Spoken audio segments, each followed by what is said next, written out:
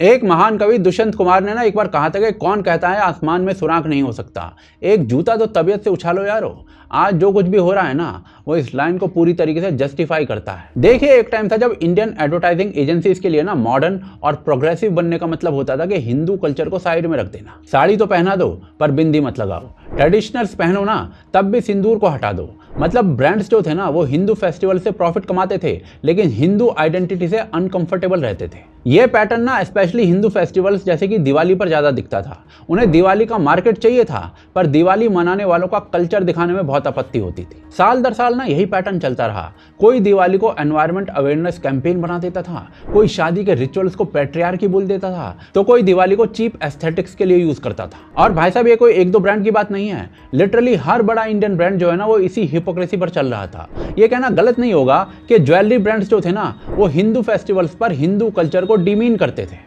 आप तनिष्क वालों की बात कर लीजिए, इन्होंने ना जाने कितने एड्स निकाले जिसमें इन्होंने हिंदू कल्चर को अनकूल और पेट्रियार्कल साबित करने की कोशिश की है। हद तो तब हो गई जब इन्होंने एकत्वम करके एक एड निकाला जिसमें वो लव जिहाद पर सॉफ्ट इन्फ्लुएंस करने पर उतर आए थे। और इसके बाद लोगों ने ना तनिष्क के खिलाफ बॉयकॉट ट्रेंड चलवाया था।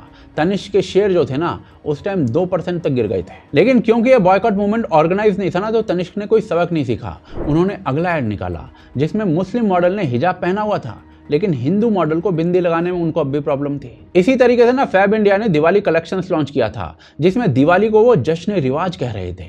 फेस्टिवल्स हिंदुओं का, पर नाम था जश्न रिवाज। मॉडल्स के कपड़े तो ट्रेडिशनल थे, लेकिन उनके चेहरे से हिंदू आइडेंटिटी गायब थी। न तिलक, न बिंदी, न डिवोशन, कोई साइन नहीं था। उनके फेसेस ऐसे लगते थे जैसे घर के अंदर मातम हो गया हो। और ये सिर्फ फैब इंडिया वालों की बात नहीं हो रही है, आप मालाबार गोल्ड का एग्जांपल देख लीजिए। मालाबार गोल्ड के अक्षय तृतीया के ऐड में ना करीना कपूर बिना बिंदी के किस तरीके से दिख रही है वो आप खुद देख लीजिए। और इसके कोई 2-4 एग्जांपल नहीं है, बल्कि एक पूरा पैटर्न है। हर बार जब भी कोई हिंदू फेस्टिवल आता है ना, तो ब्रांड्स जानबूझकर हिंदू सिंबल्स हटा देते हैं। वो जो मॉडल्स है ना वो हिंदू होकर भी हिंदू नहीं लगते हैं। और सबसे डिस्टर्बिंग बात सिर्फ हिंदू आइडेंटिटी छुपाने तक की नहीं है, बल्कि बात हिंदू कल्चर को डिमीन करने तक चली गई थी। आप मान्यवर मोही की बात कर लीजिए, इनकी भी मोस्टली एड्स वैसी ही होती थी। याद कीजिए आलिया भट्ट वाला एड जिसमें दिखाया गया था कि जो कन्यादान होता है ना वो बहुत ही पेट्रियार्कल रिचुअल है। ये सारी की सारी चीजें ना एक समय पर इतनी एक्सट्रीम हो गई थी कि जब भी कोई फेस्टिवल आता तो लगता था कि भाई ऐसे एड्स आना तो बिल्कुल नॉर्मल है। थोड़े दिन आउटरीच होता, फिर सब कुछ शांत हो जाता, और कुछ हफ्तों बाद वही ब्रांड फिर से वैसा ही ऐड बना देता। लेकिन इसके बाद ना सोशल मीडिया पर एक कैंपेन आया, no bindi no business. Well, I am a proud Hindu. Till a few years ago, all Diwali ads of all corporate companies would have very identifiable symbols of Deepavali, which were basically the identifying symbols of Hindu Dharma. But slowly, in the recent 4-5 years, first diyas went out, then rangoli went out, then flowers went out, and the bindi was the last visible symbol to be taken out of Diwali ads. And it was almost like all the brands were saying that we want the Hindus to spend money, we want your money, but we are not willing to respect your symbols, we are not willing to respect your way of life. They wanted Diwali to be one consumerist orgy where people would just buy gifts, mindless gifts, and strip Diwali of all Hindu symbolism, which is what really bothered me. So no bindi, no business. बिंदी जो है वो हिंदू औरतों की identity है। अगर आप Hindu festivals का product बेच रहे हो और हिंदू महिलाओं के माथे पर बिंदी नहीं दिखा रहे हो, उनकी आइडेंटिटी को इरेज कर रहे हो एक तरीके से, तो हम आपसे प्रोडक्ट नहीं खरीदेंगे।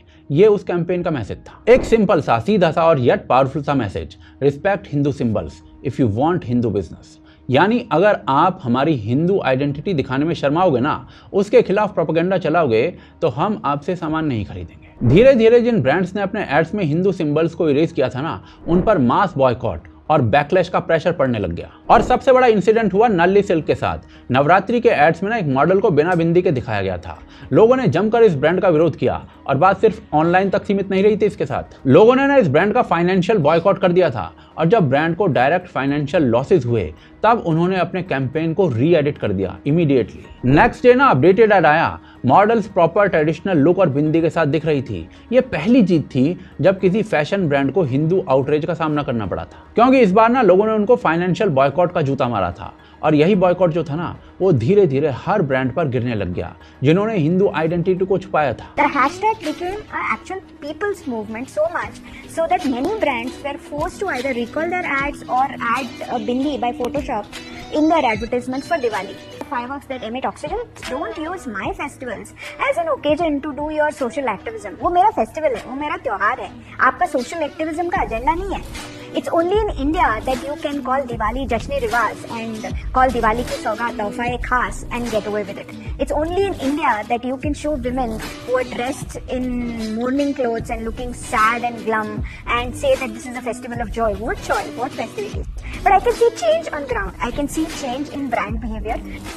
और आज शायद इन ब्रांड्स को ना रियलाइज हो चुका है कि उनका जो प्रोपेगेंडा है ना वो ज़्यादा दिन तक नहीं चल सकता है। भारत के फेस्टिवल सीजन का जो रिटेल टर्नओवर है ना वो 6 लाख करोड़ से ज़्यादा का है। हर ब्रांड जानता है कि 80% जो कस्टमर है ना वो हिंदू हाउस होल्ड से हैं, जिन्हें एलिनिएट करोगे ना तो उनका पैसा चला जाएगा। उन्हें समझ आ गया है कि कल्चर की रिस्पेक्ट करना सिर्फ मोरल ड्यूटी नहीं है बल्कि मार्केट की नेसेसिटी भी है। बस फिर क्या था, आज ना पूरा गेम बदल चुका है। वही तनिष्क, वही फैब इंडिया, वही मान्यवर अपनी एड स्ट्रैटेजीज बदल चुके हैं। आज उनके एड में प्राउडली मॉडल्स जो है ना वो अपनी हिंदू आइडेंटिटीज को दिखा रही हैं और अब तो ये लोग मराठी कल्चर तक दिखा रहे हैं। पहले वाली करीना कपूर की मालाबार गोल्ड की एड देखिए और अब उनकी ये नई एड देखिए। चेंज जो है वो क्लियरली विजिबल है और जब भी कोई ऐसी चीज होती है ना तो इंटरनेशनल मीडिया तुरंत भड़क जाती है।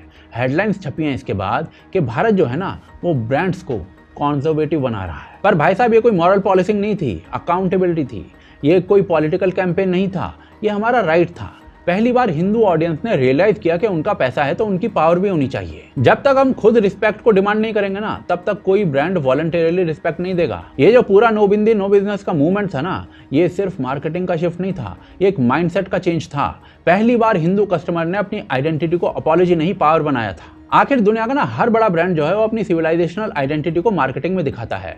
कोको कोला का हर क्रिसमस कैंपेन सैंटा क्लॉज और चर्च बेल्स के बिना अधूरा रहता है। नाइकी जो है वो अपने जस्ट डू इट कैंपेन्स में अमेरिकन पेट्रियोटिज्म और क्रिश्चियन सिंबोलिज्म को सटल तरीके से जरूर दिखाता है। एप्पल अपने न्यू ईयर कैंपेन्स में फैमिली, फेथ और क्रिश्चियन हॉलिडे थीम्स जो है उनको सेलिब्रेट करता है। जापान में टोयोटा की एड में किमोनो, चेरी ब्लॉसम्स और शिंतो टेम्पल्स दिखते हैं। चाइना के अंदर अलीबाबा और हुआवे अपने न्यू ईयर कैंपेन्स में रेड ड्रैगन्स और लालटेन के विजुअल्स के बिना फेस्टिवल कैंपेन लॉन्च ही नहीं करते।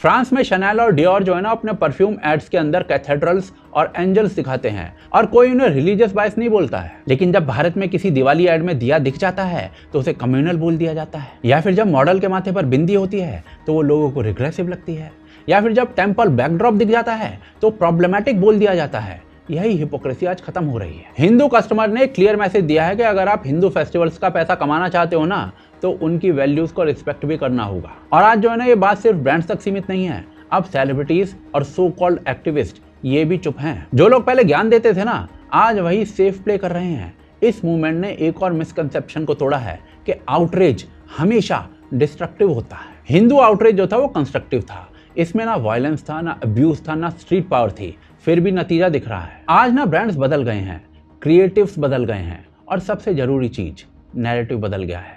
यही शायद असली जीत है।